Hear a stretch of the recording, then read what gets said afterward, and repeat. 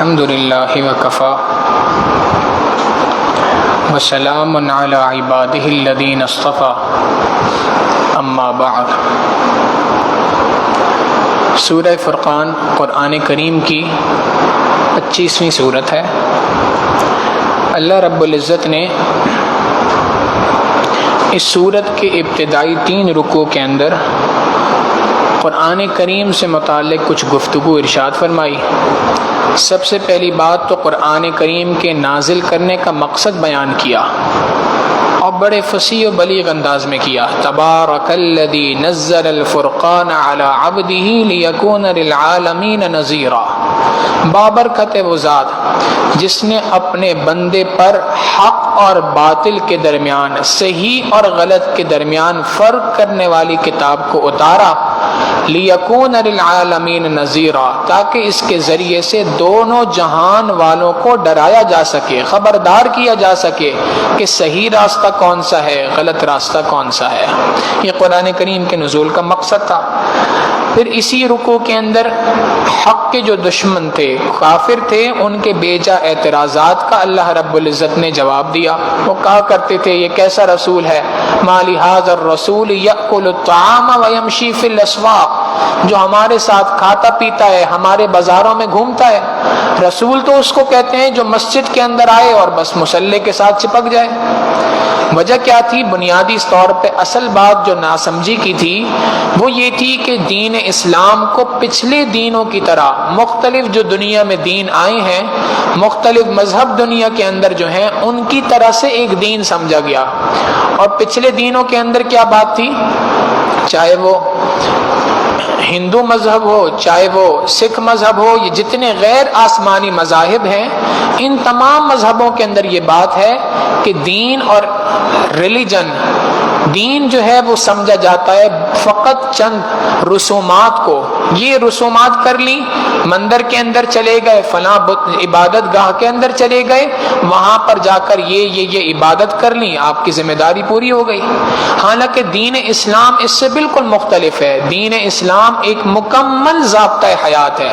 پیدائش سے لے کر قبر میں جانے تک انسان کی ایک ایک بات پر، ایک ایک قدم اٹھانے پر رہنمائی کرتا ہے، ایک ایک چیز بتاتا ہے، کھانا کیسے، پینا کیسے، نماز کیسے پڑھنی ہے، سونا کیسے، جاگنا کیسے، تجارت کیسے کرنی ہے۔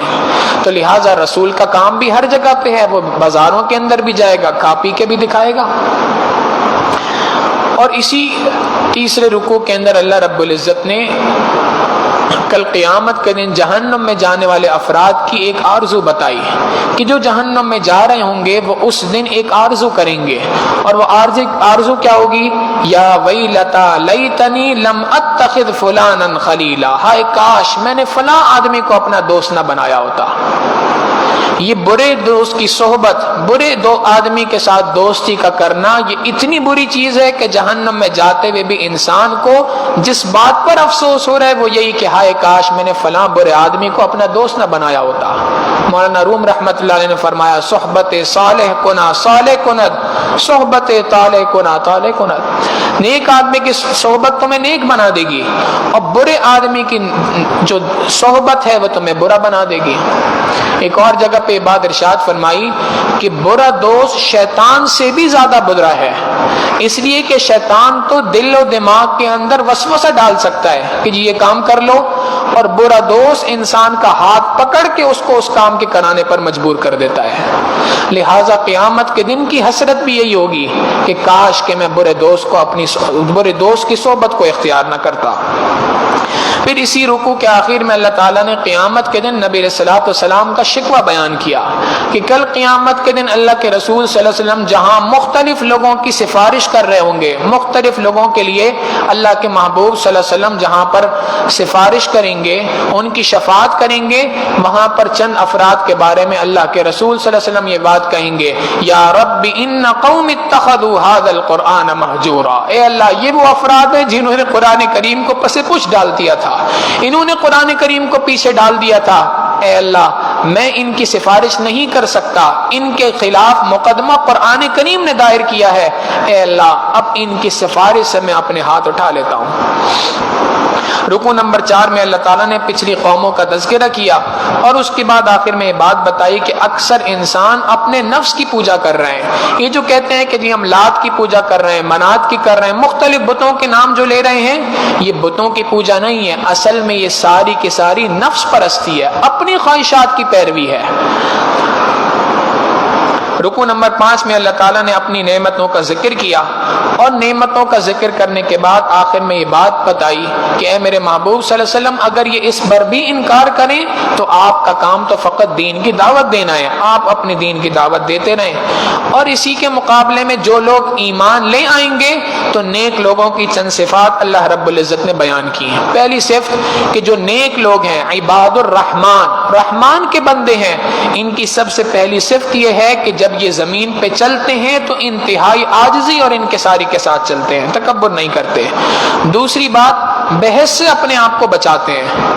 آج تو معاملہ یہ ہے، ہر بندہ دوسرے سے ہر معاملے پر بحث کرنے کے لیے تیار ہے، پتہ اپنے گھر کا نہیں، اور معاملات ملک کی سیاست پہ گفتگو ہر وقت پہ ہو رہی ہے، جہاں چلے جائیں، جس جگہ پہ چلے جائیں وہاں پر گفتگو ہو رہی ہے۔ ایک حقیقت یہ ہے، بد زبانی کا، گالم گلوچ کا ایک کلچر ہے جو ہماری قوم کے اندر پھیلایا جا رہا ہے۔ یہ ایک باقاعدہ سازش ہے جس کے ذریعے سے اس گالم گلوچ کے، بد زبانی کے ایک کلچر کو پورا کے پوری دنیا کے اندر، اس پاکستان کے اندر مسلمانوں کے درمیان پھیلایا جا رہا ہے۔ اللہ رب العزت فرما رہے ہیں کہ ایمان والا بندہ جو ہوتا ہے، اللہ کا بندہ، رحمان کا بندہ، وہ فضول بحثوں سے اپنے آپ کو اجتناب کرتا ہے، اور اگر کوئی جان بوجھ کے بحث کرنے لگ جائے، وَإِذَا خَاطَبَهُمُ الْجَاهِلُونَ قَالُوا سَلَامًا، سلام کرتے ہوئے سلامتی کے ساتھ بغیر بحث کیے ہوئے وہاں سے گزر جاتا ہے۔ ایک واقعہ یاد آ گیا، ایک ڈاکٹر صاحب تھے، ان سے کسی نے پوچھا کہ جناب آپ کی کامیابی کا راز کیا ہے؟ انہوں نے جواب دیا کہ جی میری کامیابی کا راز یہ ہے کہ جب کوئی شخص بھی مجھ سے بحث کرتا ہے تو میں آگے سے اس کو کہہ دیتا ہوں جناب آپ ٹھیک کہہ رہے ہیں۔ وہ کہنے لگا جی یہ کیا بات ہوئی؟ اگر کبھی کوئی بات غلط کہے تو اس کو سمجھانے کی کوشش کرنی چاہیے۔ کہنے لگے جناب آپ بھی بات ٹھیک کہہ رہے ہیں۔ واقعی یہی بات ہے، انسان کو بحث سے اپنے آپ کو بچانا چاہیے۔ یہ بحث کرنا اس شخص کا کام ہے جس کے پاس کوئی دوسرا کام ہی نہ ہو، جس کا کام دنیا کے اندر مختلف ہو، وہ بحث نہیں کرتا بلکہ وہ اپنی بات کہہ دیتا ہے، سامنے والے کو سمجھ آ جائے تو بھی ٹھیک، نہ سمجھ آئے تو بھی ٹھیک، اور وہاں سے سلامتی کے ساتھ گزر جاتا ہے۔ اگلی نشانی بتائی کہ سجدے کے اندر، قیام کے اندر، نماز کے اندر اللہ کے سامنے آہو بکا کرتا ہے، روتا ہے، آنسو بہاتا ہے۔ ایک اور نشانی، جہنم سے اللہ رب العزت سے پناہ مانگتا ہے، اے اللہ جہنم سے پناہ عطا فرما دیجئے۔ اور یہ وہ افراد ہیں، رحمان کے بندے وہ ہیں جو شرک نہیں کرتے، ناحق کسی کو قتل نہیں کرتے، زنا نہیں کرتے، اور اگر ان سب کے باوجود کبھی غلطی ہو جائے تو توبہ کرنے میں دیر نہیں کرتے۔ اللہ رب العزت فرماتے ہیں جب یہ میرے سامنے توبہ کرتے ہیں تو میں نہ صرف یہ کہ ان کے گناہوں کو معاف کر دیتا ہوں بلکہ ان کے گناہوں کو معاف کر کے ان کے گناہوں کو نیکیوں میں تبدیل کر دیتا ہوں۔ وَمَن تَابَ وَعَمِلَ صَالِحًا فَإِنَّهُ يَتُوبُ إِلَى اللَّهِ مَتَابًا، جو کوئی شخص بھی توبہ کرتا ہے، اللہ کے سامنے رجوع کرتا ہے، اللہ رب العزت اس کی توبہ کو قبول فرماتے ہیں۔ سورۃ الشعراء کے اندر اللہ رب العزت نے پہلے رکوع کے اندر مجرم لوگوں کے بارے میں بات ارشاد فرمائی کہ جو دنیا کے اندر مجرم قومیں ہیں جو اللہ پر ایمان نہیں لے کے آ رہی، یہ نشانیاں دیکھ کر بھی ایمان نہیں لے کے آئیں گی۔ کیوں؟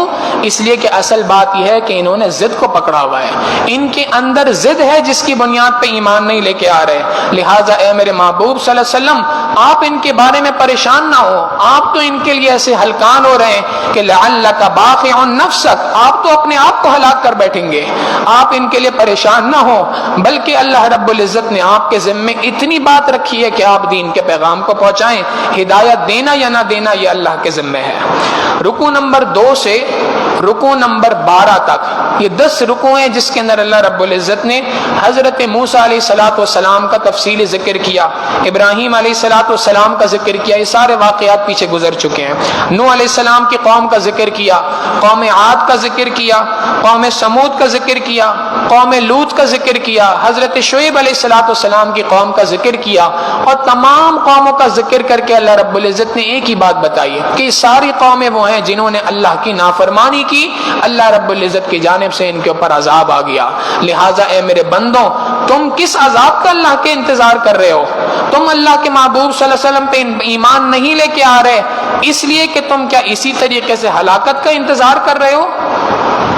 لہٰذا تمہیں چاہیے کہ تم ان واقعات سے سبق سیکھو اور قرآن کریم کو اپنے سینے میں بٹھاؤ۔ یہ قرآن کریم اللہ کی کتاب ہے جو جبرائیل علیہ السلام کے ذریعے سے اللہ کے محبوب صلی اللہ علیہ وسلم کے قلب اطہر پہ نازل ہوئی ہے۔ اگلی سورت سورۃ النمل، اللہ رب العزت نے پہلے رکوع کے اندر یہ بات ارشاد فرمائی کہ ہم نے قرآن کریم کو ہدایت کا ذریعہ بنایا ہے، اور یہ قرآن کریم ہدایت ہے، اس کے ذریعے سے رہنمائی حاصل کر سکتا ہے کون؟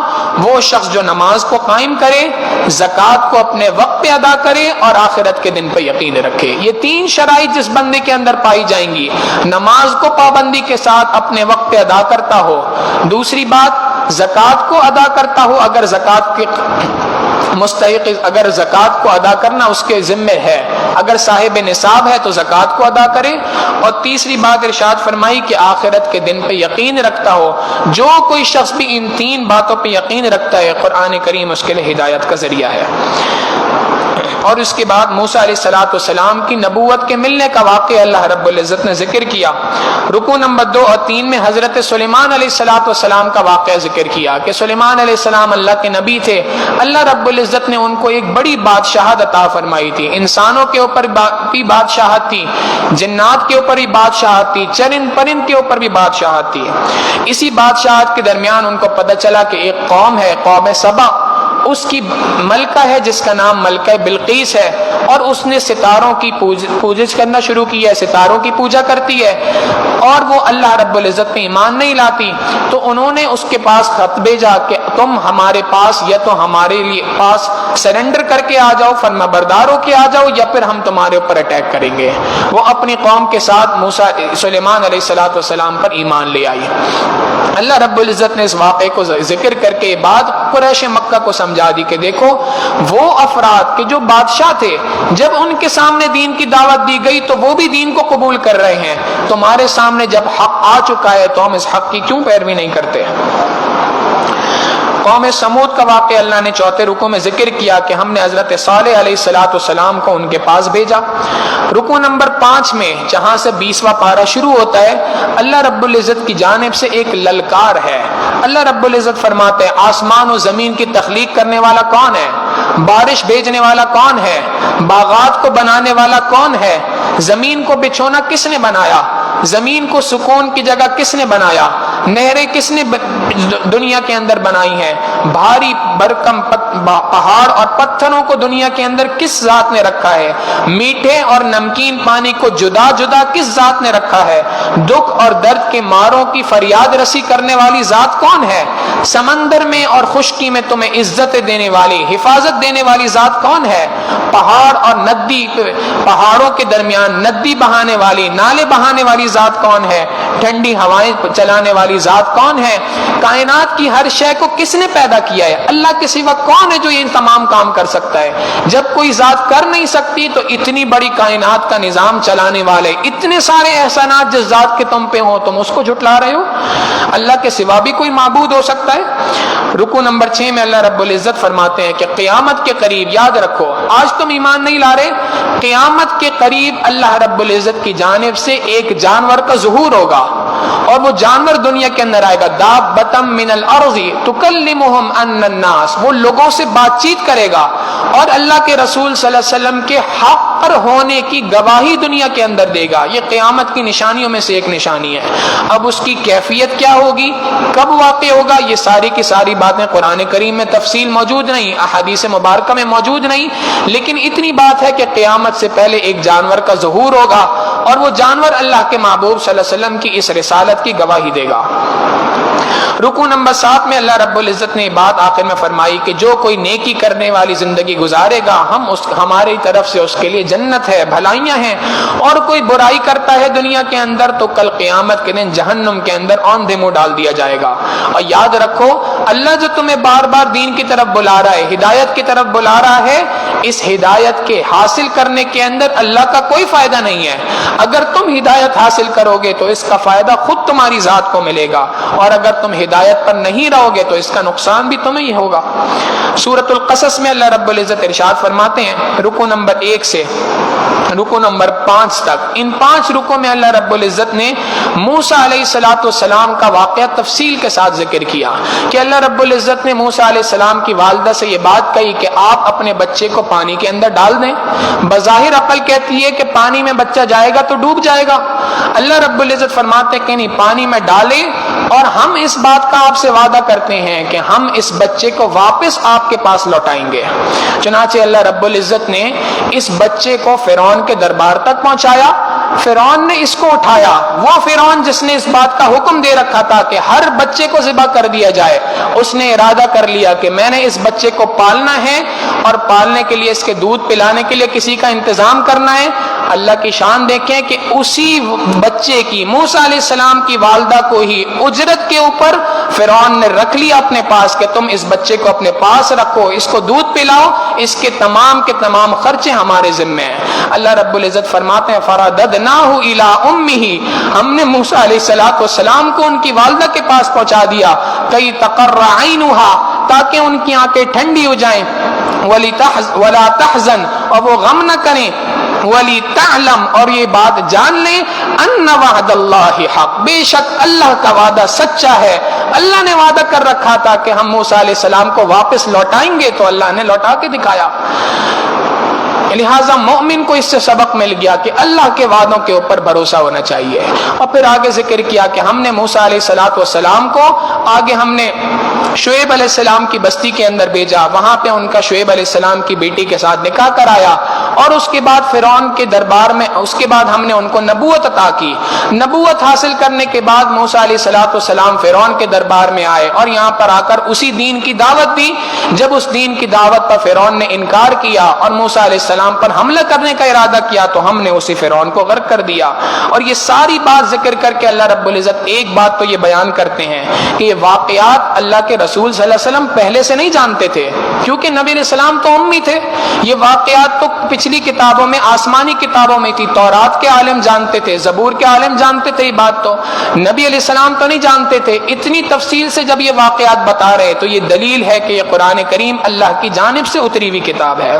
اور دوسری بات اللہ رب العزت نبی علیہ السلام کو فرما رہے ہیں، اے میرے محبوب صلی اللہ علیہ وسلم، فرعون جیسا شخص بھی ایمان نہ لے کے آ سکا، آپ کو یہ بات سمجھانی ہے، آپ تسلی رکھیں، اصلاً حقیقتاً ہدایت دینا یہ ہمارے ہاتھ میں ہے، ہم جسے چاہیں ہدایت دیں، ہم جسے چاہیں ہدایت نہ دیں۔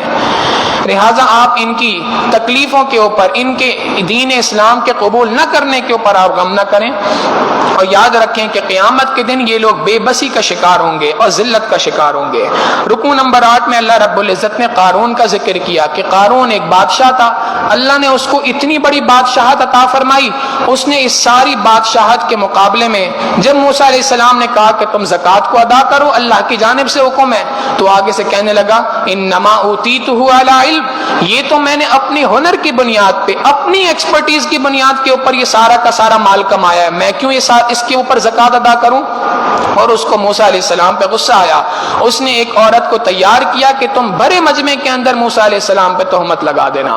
موسیٰ علیہ السلام کو اللہ رب العزت نے خبردار کیا، انہوں نے اللہ سے دعا کی، اللہ رب العزت نے فرعون کو قارون کو زمین کے اندر دھسا دیا۔ اور یہاں پر اللہ رب العزت ایک اور بات ارشاد فرماتے ہیں، ساری بات گفتگو کر کے کہ دنیا کے اندر آج بھی بہت سارے لوگ ہیں جو یہ بات کہتے ہیں، یا لیت لنا مثل ما اوتی قارون، کاش کاش کہ میرے پاس قارون جیسے خزانے ہوتے. دنیا کے کسی مالدار کو اپنے لیے آئیڈیل بنانا، آج کے زمانے کی بات کر لے تو ہر نوجوان کے دل و دماغ میں یہ بات ہے، کاش میرے پاس بل گیٹس جتنی دولت ہوتی، کاش میرے پاس وارن بفے جتنی مال و دولت ہوتا. آج دنیا کے اندر ہم نے ان لوگوں کو آئیڈیل بنا لیا کہ جن کے پاس خوب مال و دولت ہے. اللہ رب العزت فرماتے ہیں کہ کئی غربا ایسے ہوں گے کل قیامت کے دن ان کا حشر قارون کے ساتھ کیا جائے گا، اور کئی عمرا ایسے ہوں گے جن کا حشر موسیٰ علیہ السلام کے ساتھ کیا جائے گا. کیوں؟ اصل چیز مال و دولت نہیں ہے، اصل چیز دل کے اندر دنیا کی محبت ہے. اگر دل کے اندر دنیا کی محبت ہے تو اللہ کے نزدیک قبول نہیں ہے. اور آخر کے اندر اس صورت کے ارشاد فرما دیا، ان الذی فرض علیک القرآن لرادک الی معاد. اے میرے محبوب صلی اللہ علیہ وسلم، ہم نے آپ کے اوپر اس بات کو مقرر کر دیا ہے کہ ہم آپ کو واپس مکہ مکرمہ میں لوٹائیں گے. آپ یہاں سے جا رہے ہیں ہجرت کر کے، ہم نے مقرر کر رکھی آپ کے بعد کہ ہم انشاءاللہ العزیز آپ کو واپس لوٹائیں گے. یہ اللہ کا وعدہ تھا، اللہ کا وعدہ ہمیشہ سچا ہوتا ہے، لہٰذا اللہ رب العزت نے اس وعدے کو پورا فرمایا اور نبی علیہ الصلوۃ والسلام کو واپس لوٹایا. علماء نے لکھا یہ جو آیت ہے، ان الذی فرض علیک القرآن لرادک الی معاد، اگر کوئی شخص بیت اللہ پہ حاضری دے رہا ہو، بیت اللہ پہ جانے کا اللہ رب العزت موقع عطا فرمائے اور مسجد حرام کی کسی بھی جگہ پر اس آیت کو اپنی انگلی سے لکھ دے گا، یہ ایک ٹوٹکا ہے کہ اللہ رب العزت انشاءاللہ العزیز اپنے اس وعدے کو پورا فرمائیں گے اور اس کو دوبارہ حرمین کی زیارت نصیب فرمائیں گے. اللہ رب العزت سے دعا ہے کہ پروردگار عالم ہمیں ان باتوں پہ عمل پیرا رہنے کی توفیق عطا فرمائے. ابھی دعا کے بعد انشاءاللہ العزیز نماز جنازہ ہے. ایک خاتون کا جنازہ ہے، خاص طور پہ دعا فرمائے اللہ تعالیٰ مرحومہ کی کامل مغفرت فرمائے، جنت الفردوس میں اعلیٰ مقام عطا فرمائے، پسماندگان کو صبر جمیل نصیب فرمائے. وصلی اللہ تعالی علی حبیبہ سیدنا محمد و آلہ و اصحابہ اجمعین برحمتک یا ارحم الراحمین.